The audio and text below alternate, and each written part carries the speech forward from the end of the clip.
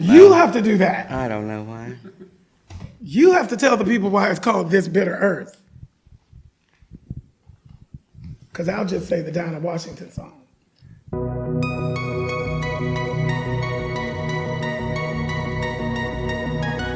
Well, hello there, and happy Pride Month, folks. We're heading into rehearsals today, where 3-time Tony Award winner Billy Porter is sitting in the director's chair for a brand new production of This Bitter Earth at Soho Theatre. Be sure to subscribe to WhatsOnStage and ring that bell for notifications for all that theatrical goodness. And now, let's get you to the highlights. So why is the play called This Bitter Earth? I mean, yes, first and foremost, it's because I love the Dinah Washington song, and I was listening to it nonstop when I was writing the play, and so it just sort of became the title. It's sort of how I was feeling, so that's where it went. I suppose also, I think the play is sort of looking at the world and saying, like, yes, there is bitterness. Yes, there are things that are happening that are less than ideal. Yes, there is turmoil and chaos, but there's also hope. There is love. And so I think the title then becomes a bit of a, I mean, it's not a misnomer, but it is sort of like you go in thinking it's one thing, and hopefully you experience a story that tells you that, like, it's something else. So the play, it's about a relationship. Obviously, it's about an interracial relationship, and it's about two people trying to navigate through the nuances of that, and the sort of the choosing to have difficult conversations, not choosing to have difficult conversations, and what are the consequences of that. Love is a choice. Joy is a choice. Hope is a choice. All of these things are active. They don't just happen. And so we watch two gay men in an interracial relationship during the civil unrest in America from 2013 to 2016. So we know what that means. Choose to fight for all of those things. And, you know, when you do have those, you know, the difficult conversations, like how can you choose love at you know, every time? They have their struggles, and they find a way to ultimately love one another, even in the face of, you know, feeling like that they're at times like sort of at odds. Yeah. Quite polarized at times, actually. Yeah. That's it in a nutshell, without giving too much away, I think. That was brilliant. Yeah. Well done. I will say that 80% or more of having a successful piece is casting. And they are perfection. I mean, real perfection. What do you have to say? Yeah, it's also been really beautiful to watch the two of them grow close.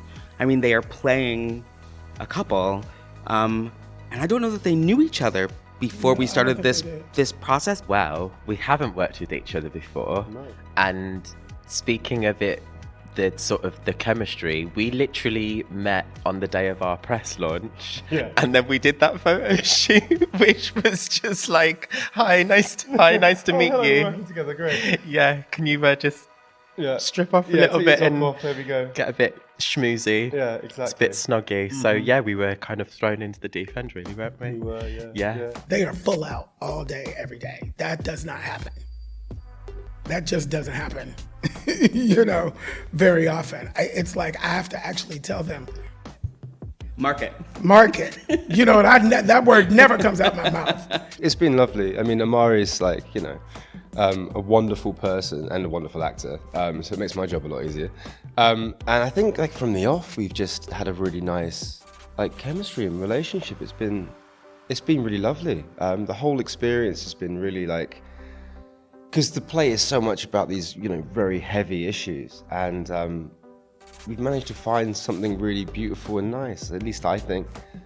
throughout the play, which is lovely. The line sort of starts to get a little blurry as a watcher. Like I'm watching them and I'm sort of like, when does Omari end and Jesse begins? Yeah. When does Alex end and Neil begins? And that's been really beautiful And that's the to play watch. you wrote, too. Thank you, Billy. I mean, Billy as a director is, I don't know if there's a word. He's so there and present with everything. He manages to relate things to you on a personal level, which I've never really seen before. I don't know. It was just, everything is like, this is the crux of the thing. From the very off, from the first reading. Well, I've been directing now for since around like 2000. Necessity is the mother of invention. I couldn't get arrested as an actor at that time. Nobody was interested in seeing me, outside of being, the magical fairy black clown, and I was over it.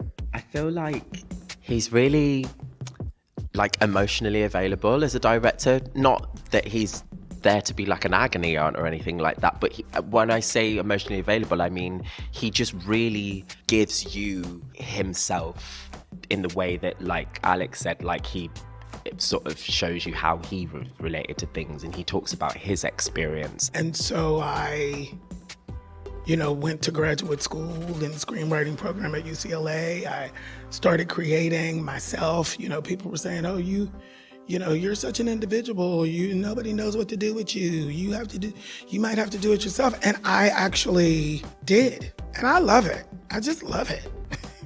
I really, really, really do. And I don't get to direct enough, because it's not my bread and butter yet.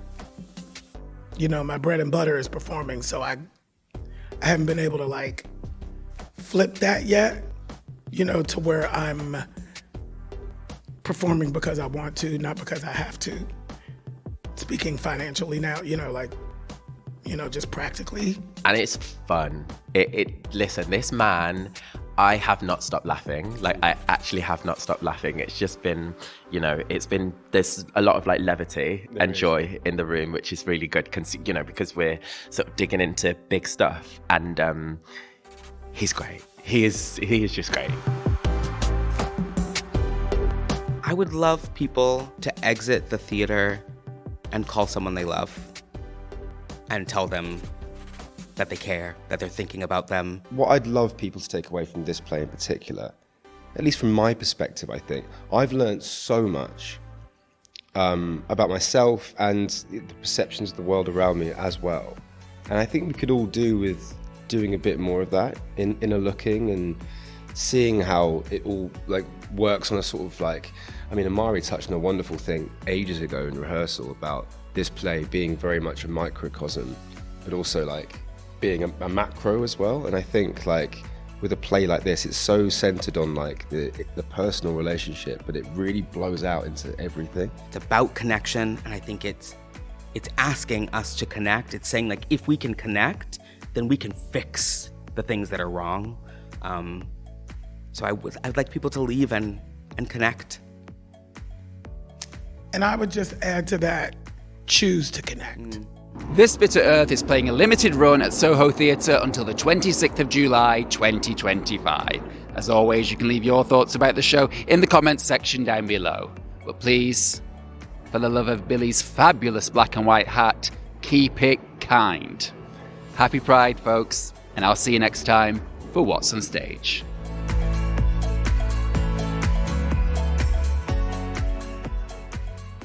Should we try and do this between us? Nope. Okay, here I go. Here he goes. The story. Do you want to talk about the story? No. You don't want to talk about? I don't want to talk about the story either.